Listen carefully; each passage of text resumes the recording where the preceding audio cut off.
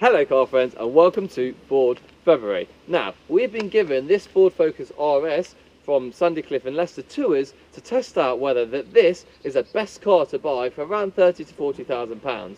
Next week we're going to be taking for a drive the Mustang GT V8 and then the following week we're going to compare the two. So this week it's the turn of the Focus RS. Let's do this.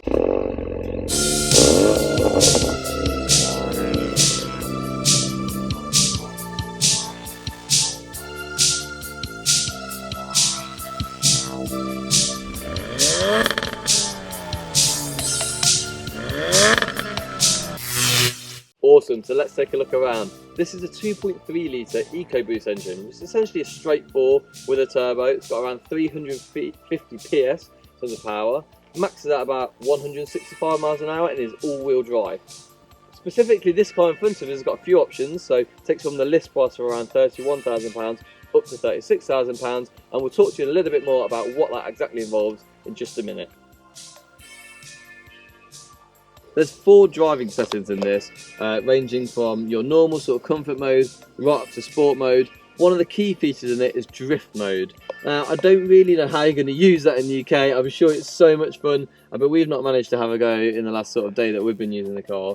It's such a powerful engine, and the key thing to note here is the all-wheel drive system. The fact that it can balance the power so well, actually shifting 70% of the power just onto one wheel, is absolutely superb, and it means that when you get the driving experience, it feels like something that's unlike any other Ford. Okay, so it's worth talking a little bit about performance, because that is crucial to the Focus RS, and about comfort and ride. Performance wise, it's insane. It literally, wherever you put this car, it will grip. It's planted absolutely so level. The way it shifts the engine and the power around all of those 4 wheels, the way that it can shift 70% of its power back onto one wheel, is just incredible. You will get into this car, put it around roads in Europe and have so much fun. It will go wherever you tell it to. It's probably one of the best handling cars in its bracket that I've certainly ever had a go of. And speaking to an R owner yesterday, a Volkswagen Golf R, he was like, this just outstrips it by a long shot. This is a performance car. Secondly to think about on here is also the sound. The noise that exhaust makes is absolutely insane.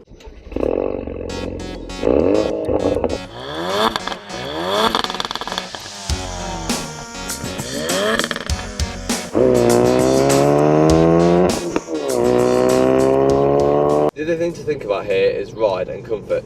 Now, in this car we've actually opted for the upgraded seats, which are the Recaro bucket seats. That means that you don't get the heated seats, so you compromise on that a little bit. The ride itself is quite a tough one, and that's simply because of all that power. You are getting all of the feeling, all of the responsiveness, everything from the engine, from that all 4-wheel drive system. All of it's coming through, and that is why the ride is a little bit stiff. It's designed as a sports setup, so remember that when you're buying this. This is not the Ford Focus that you're used to, so it's not going to come with the comfort that you're maybe used to in a Ford Focus. This car is there to do one thing, and that's to get round corners quickly, and the setup has been designed in that way. So other notable features are the tech in these cars. As a base level, it comes with a DAB digital radio. It comes with 4 modes in the car in terms of the actual driving styles. It's absolutely incredible. The car itself does feel like it's pretty technologically advanced. We've opted for the level 3 pack, which includes sat-nav, which we have actually found is really useful, and something that actually you couldn't really live without if you were using this as your daily car. Brilliant sort of tech. Other things to mention on here is Bluetooth pairing, so it connects to your phone without any problem. And that's without parking sensors, rear view camera, some of the apps that you can download straight from Ford's system, through to things like the Sony sound system that's within here, and the adaptive headlights, which in this car are an optional extra.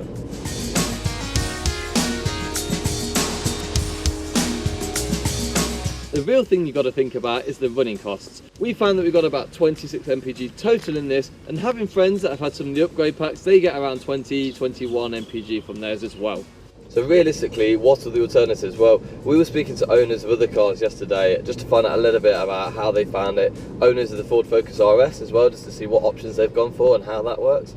And what we found was that the A45 by Mercedes, the MG version, is £45,000, so that's pretty much in a different league altogether. In fact, that's more similar to the Mustang that we'll be reviewing next week. So the next one down from that would be the Golf R, and that actually is quite a tough choice. I was talking to a Golf R owner yesterday, and he simply was saying they're the same price, so take price out of it because they're pretty much in a similar bracket.